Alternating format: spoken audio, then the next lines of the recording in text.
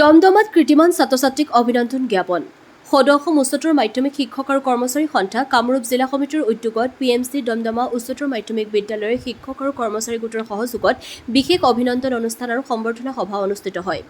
অভিনন্দন অনুষ্ঠানত অংশগ্ৰহণ কৰি হাজো শুৱালকুছি সমষ্টিৰ বিধায়ক প্ৰকাশ চন্দ্ৰ দাসে ছাত্ৰ-ছাত্ৰীসকলক অধ্যয়নৰ সমান্তৰালভাৱে আনুষংগিক বিষয়টো বুপত্তি অৰ্জন কৰি সমাজৰ উত্তৰণৰ হকে কাম কৰি যাবলৈ আহ্বান জনায়। অনুষ্ঠানত শিক্ষাৰ্থীৰে উত্তীৰ্ণ ছাত্ৰ-ছাত্ৰীসকলক অভিনন্দন জ্ঞাপন কৰে। কৃতিমান ছাত্ৰ-ছাত্ৰীসকলক ফুলাম গামোচা অভিনন্দন পত্ৰ কলমেৰে অভিনন্দন জ্ঞাপন কৰে। অনুষ্ঠানত PMC দমদমা উচ্চতৰ মাধ্যমিক বিদ্যালয়ৰ অধ্যক্ষ সূৰ্য কুমাৰ ভট্টাচাৰ্যকে ধৰি সদৌ অসম উচ্চতৰ মাধ্যমিক শিক্ষক আৰু কৰ্মচাৰী সন্থাৰ বিষয়ববীয়াসকল উপস্থিত থাকে। হাজোৰ পৰা কমলাকান্ত দাসৰ ৰিপৰ্ট AIN লাইভ। আৰু কৰ্মচাৰী সন্থাৰ কামৰূপ জিলাৰ উচ্চতৰ মাধ্যমিক শিক্ষক আৰু কৰ্মচাৰী সন্থাৰ কামৰূপ জিলা সন্থাৰ বিশেষ অভিনন্দন অনুষ্ঠান দমদমা উচ্চতৰ মাধ্যমিক বিদ্যালয়ৰ সহযোগত আজি অনুষ্ঠিত হৈছিলে। গোটেই জিলাখনৰ অৱসৰপ্ৰাপ্ত শিক্ষক আৰু কৃতিমান ছাত্ৰ-ছাত্ৰীক সম্বৰ্ধনা জনোৱা এই অনুষ্ঠানত উপস্থিত থাকি নিজকে সৌভাগ্যৱান বুলি ভাবিছোঁ। শিক্ষক আৰু কৰ্মচাৰী সন্থাৰ এই অভিনন্দন অনুষ্ঠান জিলাখনৰ বিশেষভাৱে কৃতিত্ব অৰ্জন কৰা ছাত্ৰ-ছাত্ৰীসকলে যথেষ্ট অনুপ্ৰেৰণা দিব আৰু অৱসৰ হৈ গোটেই জীৱন শিক্ষকতা কৰি অৱসৰ হৈ আজি যিসকলে মানৱ সম্পদ গঢ়িছিল সেই সকলোকো আজি অৱসৰৰ পিছত সুন্দৰভাৱে অভিনন্দন জনাই তেখেতসকলৰ জীৱনৰ এটা স্বীকৃতি প্ৰদান কৰিছে।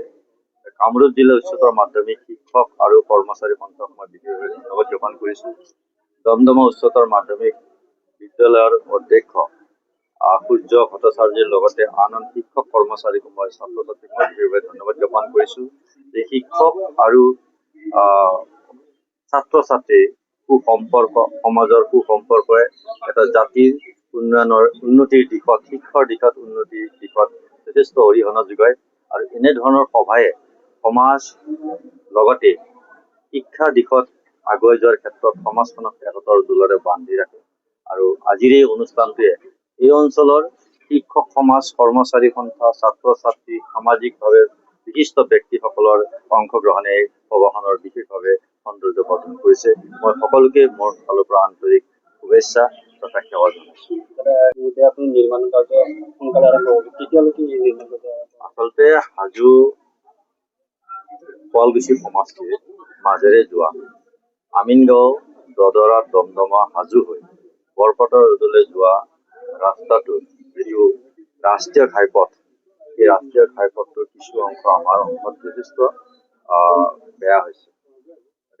যাতায়াতৰ এটা সুচল অৱস্থাত নাই আৰু সেইকাৰণে যোৱাকালি অসমৰ মাননীয় মুখ্যমন্ত্ৰী মহোদয়ক মই লগ ধৰি তেখেতৰ এই কথা অৱগত কৰাৰ পিছত তাৎক্ষণিকভাৱে ইয়াৰ ব্যৱস্থা লোৱাৰ কাৰণে নিৰ্দেশ দিছে বিভাগীয় বিষয়া আৰু মই ভাবোঁ খুব সোনকালে এই ৰাস্তাৰ কাম যাতায়াতৰ ৰাস্তাৰ কিছু চেন গেবেল পেলাইছে তাত কিন্তু সুচল হোৱা নাই।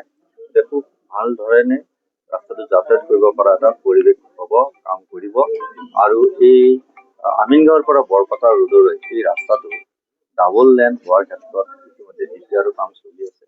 মই ভাবোঁ এই যাতায়াতৰ সুচল কৰাৰ ক্ষেত্ৰত মুখ্যমন্ত্ৰী যিখিনি গুৰুত্ব সহকাৰে লৈছে মই ভাবোঁ নিশ্চিতভাৱে এই ৰাস্তাৰ পিছতে মানুহে ভাল ধৰণে অহা যোৱা কৰিব পাৰে।